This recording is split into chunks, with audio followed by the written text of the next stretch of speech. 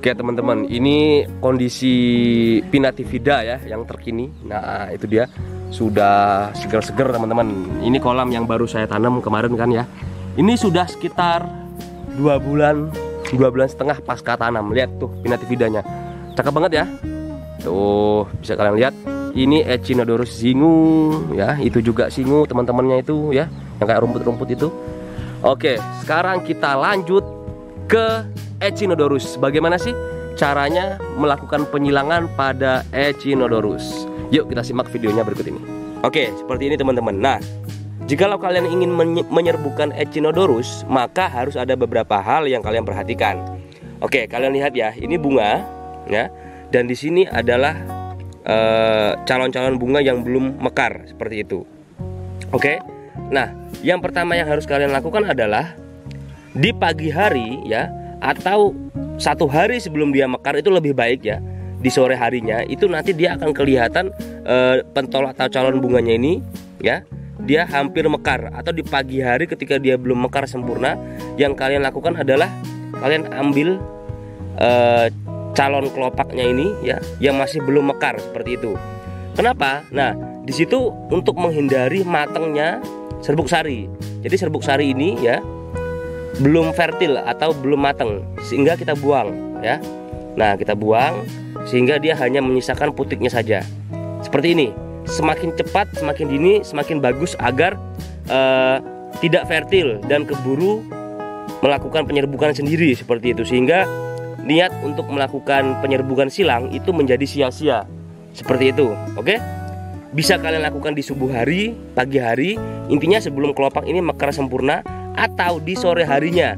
Itu nanti kelihatan kok ya, pentol calon bunga seperti ini itu hampir mekar. Untuk keesokan harinya itu di sore harinya sudah kelihatan. Nah, contohnya andai kata ini hampir mekar ya, ya tinggal kalian kelupas ya, kalian buang serbuk sarinya. Oke, serbuk sarinya itu ada yang kuning-kuning seperti itu, kalian buang, sisakan putiknya saja begitu ya. Oke, lalu setelah berhasil kalian buang serbuk sarinya, kalian ambil Echinodorus, bunga Echinodorus dari jenis yang lain. Nah, ini adalah Echinodorus Mayor Marti ya. Sedangkan yang ini adalah bunga Echinodorus Yellow Sun. Nah, kalian pertemukan ya seperti ini ya. Kalian gosok-gosok ya. Oke. Nah, cukup. Nah, setelah itu ya, setelah itu bunga ini kalian tutup pakai plastik bening ya, selama 1 hingga 2 hari gitu, untuk mencegah penyerbukan dari jenis yang lain atau penyerbukan sendiri. Ingat, poinnya adalah ketika kalian ingin menyerbukan ini ya, lakukan di pagi hari ya, jam 9, jam 8 seperti itu. Harus melakukan pembuangan serbuk sari ya sedini mungkin. Oke, kalau bisa di subuh hari sebelum dia mekar sempurna, atau 1 hari sebelumnya di sore hari. Itu udah kelihatan tanda-tanda kalau besok dia mau mekar, dengan tujuan untuk mencegah serbuk sarinya ini matang atau fertil dan dia menyerbuki dirinya sendiri. Oke, nah ini adalah serbuk sari, kalian buang serbuk sarinya semuanya. Oke, dan lakukan seperti yang saya lakukan tadi, yaitu kita temukan atau kita pertemukan dengan bunga jenis lainnya, dan lalu kita tutup pakai plastik bening dengan tujuan agar tidak terjadi penyerbukan sendiri atau dari jenis lain yang tidak kita kehendaki selama 1 sampai 2 hari. Nah, apabila penyerbukan kita berhasil, maka dia akan menumbuhkan biji atau buah itu berhasil terbentuk. Seperti apakah dia? Oke, saya tunjukkan. Oke, kalau misalnya dia berhasil ya, dia akan menjadi buah. Ini saya ambil. Nah, ini ya. Oke, kalian bisa lihat nanti buahnya seperti apa sih. Oke. Nah, itu yang ada bintik-bintik itu ya, itu adalah buah dari Echinodorus atau biji dari Echinodorus. Bisa kalian lihat ya. Oke. Nah, ini apabila dia sudah berhasil melakukan penyerbukan, baik itu penyerbukan sendiri ataupun penyerbukan silang. Nah, dan buah ini bisa untuk kita tanam. Nah, bagaimanakah cara menyemainya? Oke, ikuti terus bersama saya di Rimba Borneo. Oke, teman-teman, ada beberapa cara yang bisa kita lakukan untuk menyemai biji Echinodorus ini ya. Nah, jadi begini, ada dua metode nih teman-teman ya, bagaimana caranya untuk menumbuhkan Echinodorus. Yang pertama, saya sih senengnya saya masukin ke dalam aquascape, saya tancap ya sampai dasar. Oke.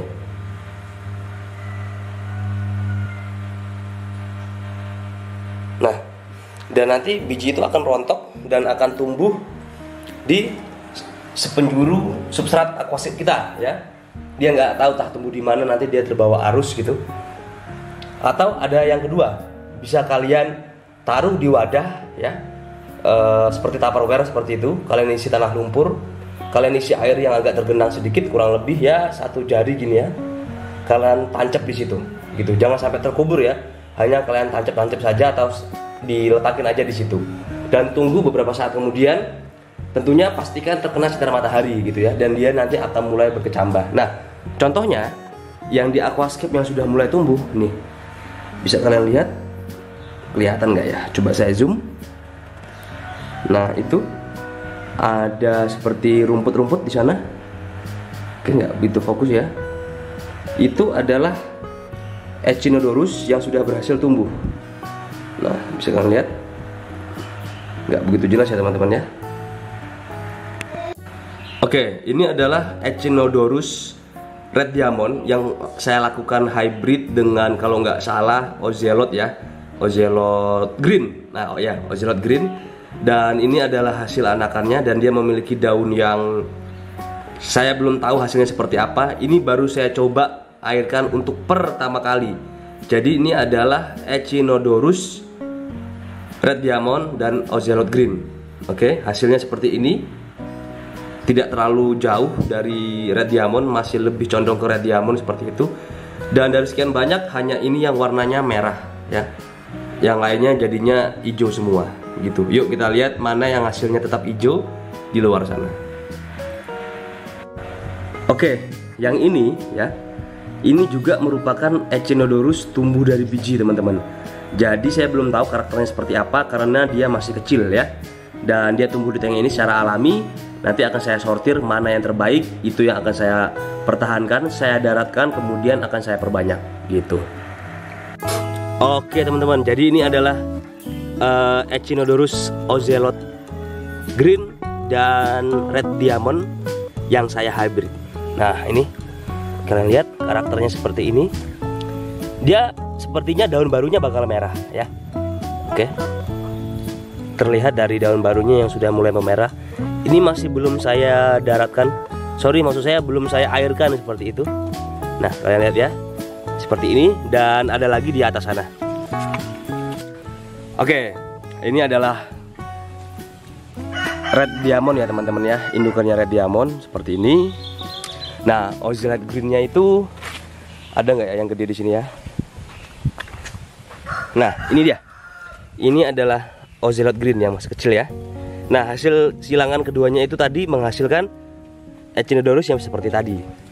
Namun yang bisa kalian hasilkan di rumah tentunya akan beraneka ragam ya teman-teman ya. Nggak mesti sama. Nah, ini juga hasil dari silangan dua jenis itu tadi. Seperti ini. Ini merahnya kurang ya. Nggak seperti yang tadi, padahal ini masih satu batch atau satu tetasan atau satu buah ya. Oke, tapi hasilnya seperti ini. Ada yang merah banget tadi yang sudah saya airkan, ada yang cuma hijau, ada yang sudah mulai kelihatan merahnya ya. Oke, yang terakhir, tidak semua jenis Echinodorus itu bisa di hybrid atau dikawinkan ya, karena dia sudah tidak fertil. Terutama buat Echinodorus hasil hybrid ya.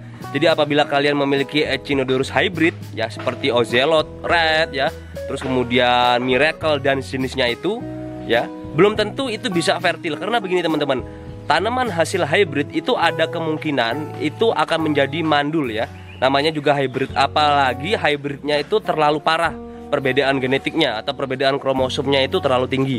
Contoh misal ya, Echinodorus Amazon Sword kalian silangin ya, atau hybrid dengan Echinodorus Zingu, yang mana Zingu itu Echinodorusnya kecil, kemudian dia tumbuh sulur ya, atau kalian hybrid dengan Echinodorus tenellus ya, perbedaan di antara keduanya itu terlalu tinggi. Nah, kalian hybrid bisa saja gitu, tapi hasil hybrid itu tanaman yang tumbuh kemudian kemungkinan besar mandul seperti itu.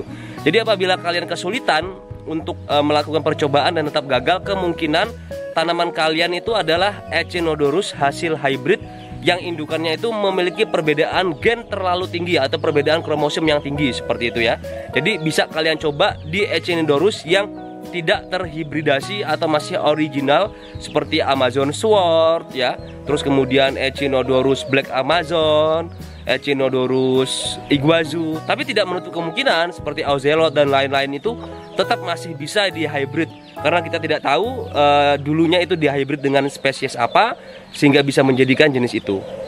Semoga video ini bisa bermanfaat buat kalian dan salam kobok-kobok terus.